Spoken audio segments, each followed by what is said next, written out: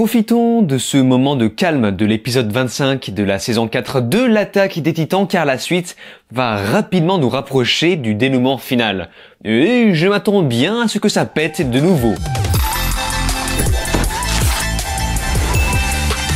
Salut à tous, c'est Vince, alias Amir Game, et on se retrouve une nouvelle fois sur la série L'Attaque des Titans, la série animée, car comme je le dis à chaque fois, je n'ai pas lu les mangas et je compte finir celle-ci en tant que telle. Et comme toujours, je renvoie les nouveaux arrivants sur ma playlist consacrée à cette dernière, notamment ma toute première vidéo où je donnais mon avis sans spoilers, car ici, comme à chaque fois, nous allons spoiler à balle. Nous allons spoiler l'épisode 25 titré La nuit du final, que j'appelle également le calme avant la tempête.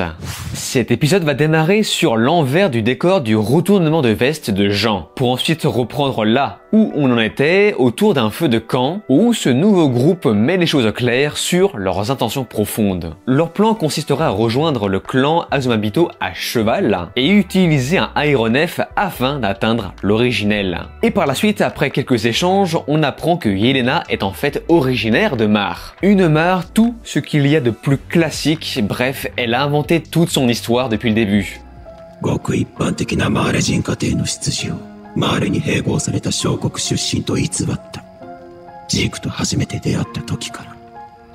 Quoi qu'il en soit, lorsque tout le monde s'est mis d'accord et reprend la route, il voit avec mauvaise surprise que le port de Mar a été pris par les Pro-Jager.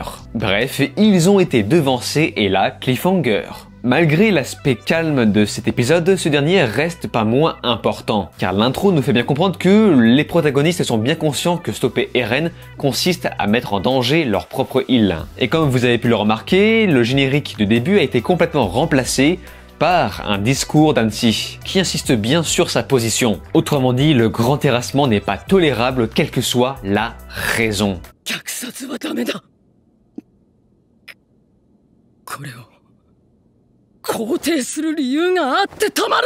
Et cette intro va ouvrir la danse sur la thématique de l'épisode entier. La remise en question de tous ces personnages, tous ces ennemis qui finissent par collaborer entre eux. Et ce débat va faire un peu écho avec les éternels conflits des luttes passées. Des luttes qui ne concernent plus du tout les générations présentes. Et c'est exactement ce qu'on vit encore aujourd'hui sur les débats autour de la colonisation. Et ce, quels que soient les peuples concernés. Mais le problème, c'est que ça ne règle pas le plus important. Serait-il possible que le bataillon d'exploration tue Eren, leur propre ami? Et une fois qu'on comprend que Yelena en fait n'a rien de pur, elle nous rappelle à quel point chaque membre du groupe a fondamentalement été dangereux contre les camps adverses. Ce qui confirme à quel point ce rassemblement justifie les moyens. On se rassemble pour faire face à une menace importante. Et ça n'est pas chose simple dans cet épisode, la voix des personnages se resserre entre chaque aveu, mais ils font face pour avancer et ça c'est beau malgré les quelques encombres. Et c'est triste à dire mais cette scène nous montre bien que les méchants n'existent pas. Reiner se qualifie d'ordure alors que pas du tout. Il a juste été victime du système. Ce n'est qu'au lever du soleil où tout redevient beau, où tout le monde finit enfin par se mettre d'accord. Et je dirais même plus que ce nouveau groupe est parti pour devenir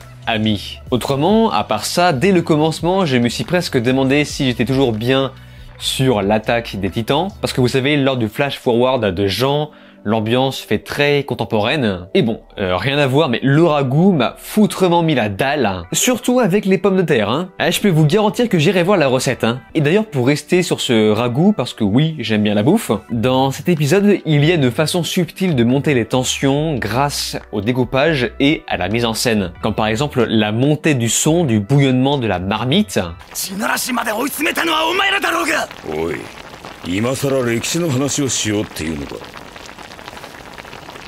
Ou encore l'accélération des changements de plan lorsque Reiner parle de Marco.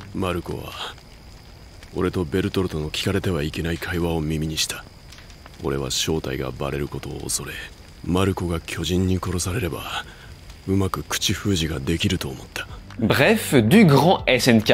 Et surtout, mention spéciale au doublage japonais exceptionnel. On n'en parle pas souvent, mais les acteurs s'investissent incroyablement.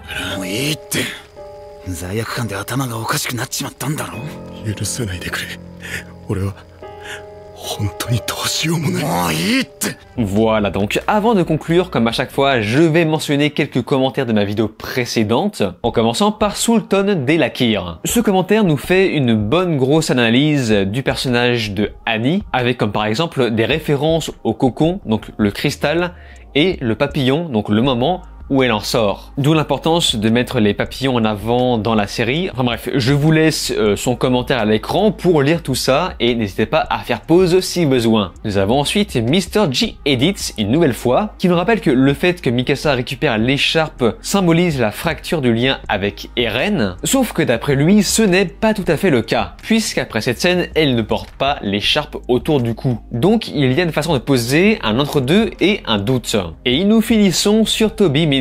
D'après ses prévisions par rapport au manga, le vrai début du grand terrassement commencera au dernier épisode de la partie 2. Et vu que je n'ai pas lu les mangas, je ne peux pas me positionner, mais n'hésitez pas, les connaisseurs, à me faire part de votre avis par rapport à ça. Voilà, en tout cas, par rapport à l'épisode 25, je m'attendais à ce genre de dénouement, c'est-à-dire quelque chose de très calme, mais pas moins intéressant. On approche gentiment de la fin de cette partie, mais chaque épisode sera un pas de plus vers le grand final. Et on le voit bien par rapport au teaser de l'épisode 26, qui nous montre que les choses commencent doucement à s'accélérer, ce qui signifie qu'à partir de maintenant, ça va monter crescendo, jusqu'au sommet. Enfin, en tout cas, il me semble bien. Bref. De votre côté, si vous avez des analyses à me fournir par rapport à l'épisode 25, n'hésitez pas à m'en faire part dans les commentaires, car peut-être que je mettrai en avant ceux qui me paraissent les plus pertinents dans la vidéo suivante, si j'en fais une. Sur ce, on se laisse ici. N'oubliez pas de vous abonner à ma chaîne YouTube, cliquez sur la cloche, likez, partagez et de regarder